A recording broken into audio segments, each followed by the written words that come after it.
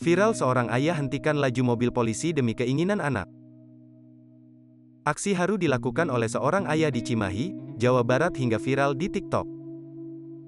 Demi penuhi keinginan sang putranya yang baru berusia sekitar 5 tahun, ayah tersebut rela memberhentikan mobil polisi yang tengah melakukan patroli. Videonya pun viral dan telah ditonton lebih dari 200.000 kali usai diunggah oleh seorang petugas kepolisian dengan akun @rizkins30, Kamis, tanggal 25 Mei tahun 2023, lalu. Dalam unggahannya, Rizky menceritakan pengalamannya saat melakukan patroli di daerah pertengahan antara Cimahi dan Padalarang. Saat berada di tengah jalan, tiba-tiba Rizky melihat seorang pria yang sedang menggendong putranya melambai ke arahnya.